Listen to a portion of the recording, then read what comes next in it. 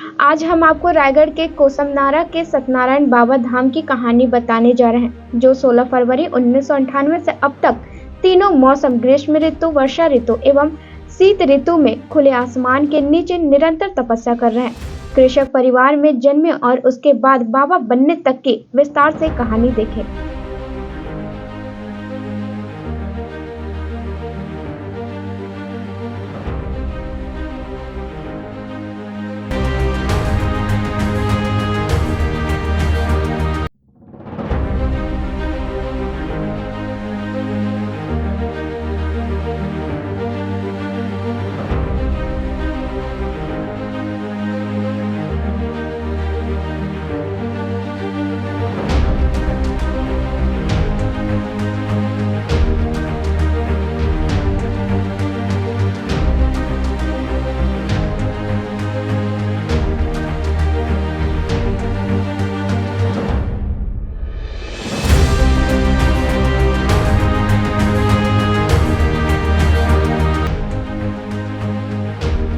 अवतारी पुरुष श्री श्री बाबा सत्यनारायण डूमरपाली ग्राम के मध्यवर्गीय कृषक परिवार में 12 जुलाई सन 1984 को दयानिधि पिता माता हंसमती साहू के घर पुत्र रूप में जन्म लिए।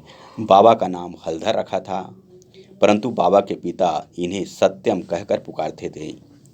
बाबा को बाल्यकाल से ही शिव सपने में दर्शन देने लगे, जिसके बाद बाबा अक्सर अपनी माँ एवं दादी को बताते थे। एक बार हलधर गांव के ही शिव मंदिर में 7 दिन और 7 रात तक ध्यान लगाकर शिव उपासना में बैठ गए। उसके बाद बाबा निरंतर अपने इष्ट देव में ही खोए रहते। शिव के प्रति उनकी आस्था देखकर गांव में बड़े बूढ़े एवं घर परिवार के लोगों ने एक नया नाम दिया, सत्यनारायण। सत्यनारायण 16 फरवरी 1998 को आम दिनों की भांति घर से स्कूल जाने के लिए निकले, पर स्कूल न जाकर अपने इष्ट देव का नाम जाप करने के लिए पूर्व में ईश्वर द्वारा निर्धारित उचित स्थान की तलाश में चल पड़े।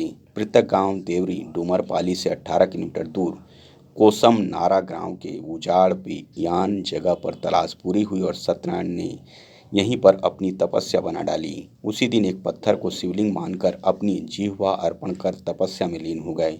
लगभग एक सप्ताह बाद एक सेवक ने शिवलिंग के बाजू में बाबा जी से आज्ञा लेकर अग्नि धुनी प्रज्वलित कर दिया, जो आज अखंड धुनी के रूप में निरंतर प्रज्वलित है। बाबा जी की तपस्या को आम लोगों के द्वारा स्वीकार नहीं किया जा रहा था। जैसा कि अक्सर होता है, कुछ लोगों द्वारा परेशान करने एवं बाबा जी को अपने स्थान से उठाने का प्रयास प्रशासन एवं कई लोगों के द्वारा किया गया। बाबा जी की तपस्या को देखकर जहां परेशान करने वाले बढ़ रहे थे, वहीं श्रद्धालु भक्तों की संख्या भी निरंतर बढ़ते जा रही थी। बाबा की 24 घंटे चौकसी होने लगी। बाबा की तपस्या की ख्याति धीरे धीरे चारों ओर फैलने लगी।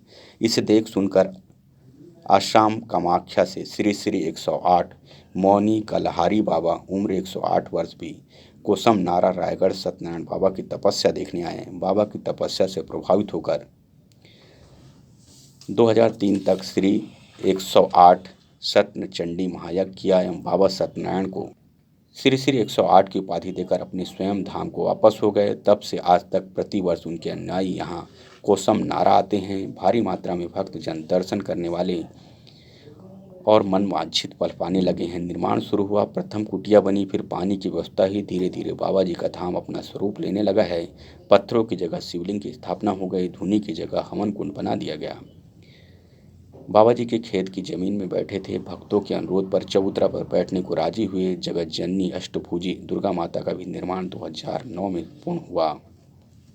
बाबा जी 16 फरवरी 1998 से अब तक तीनों मौसम ग्रीष्म, वर्षा एवं ठंड ऋतु में खुले आसमान के नीचे निरंतर सुबह 7 से रात्रि 12:30 बजे तक अपने ईश्वर की साधना में तपस्यारत रहते हैं। बाबा जी का आहार जल, धुनी और फल है।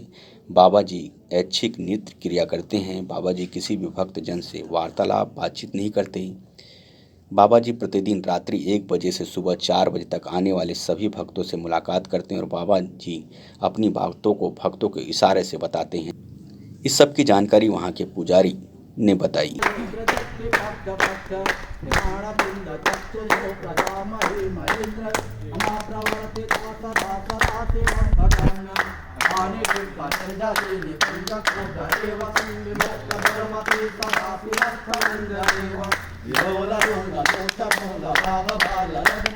शिवेति मन्त्रमुच्चरं कदा सुखदेवाय धीमहि नित्यमेव मुक्तमुक्तमुक्तमुक्तम् तस्मरं ब्रह्मणो विश्वब्रह्मेति सन्तं हरे गुरु सुभक्तिमासु याति नान्यथागतिं विलोहनामिते सन्तु शङ्करस्य चिन्तनं शङ्करस्य चिन्तनं तु शङ्करस्य चिन्तनं शङ्करस्य चिन्तनं तु शङ्करस्य चिन्तनं पूजावसान समय दत्तवगीतम जय शंभु पूजनम परम पठते प्रतोते।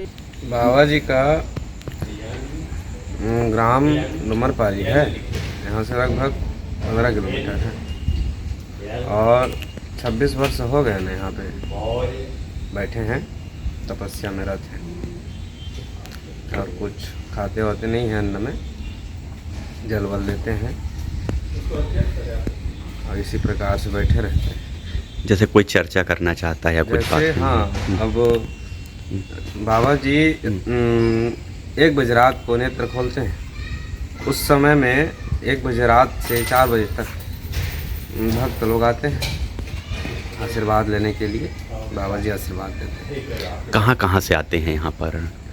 बहुत अमुक क्षेत्र से आते हैं, कई श्रद्धालु लोग, भक्त लोग, हर एक अपनी अपनी मनोकामना लेकर के। अन्य प्रांतों से भी आते हैं क्या? हाँ, देश विदेश से भी आते हैं। कितनी मान्यता यहाँ पूरी होती है बाबा के पास आते हैं? अब सबका अलग अलग मनोकामनाएं रहती हैं, सबका अब उनके प्रति, बाबा जी के प्रति श्रद्धा, मनोकामना पूर्ण होती है तभी तो जुड़ते जा रही हैं और सभी भक्तों का हर एक मनोकामनाएं जो है पूर्ण होती हैं।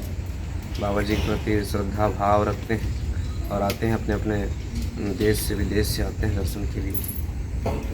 एक मंदिर निर्माण की यहाँ परिकल्पना है, उसको लेकर क्या कहेंगे कि ज़्यादा ज़्यादा भक्त यहाँ दान करें जिससे उनका मंदिर निर्माण हो सके? जैसे अब कई भक्त लोग आते हैं तो यहाँ पे जो भी दान वान आ रहा है, अपनी अपनी श्रद्धा से जो भी भाव भक्ति चढ़ा रहे हैं, तो उसी श्रद्धा सुमन से ये जो मंदिर निर्माण, भव्य निर्माण हो रहा है, उसी दान सहयोग से ही हो पा रहा है।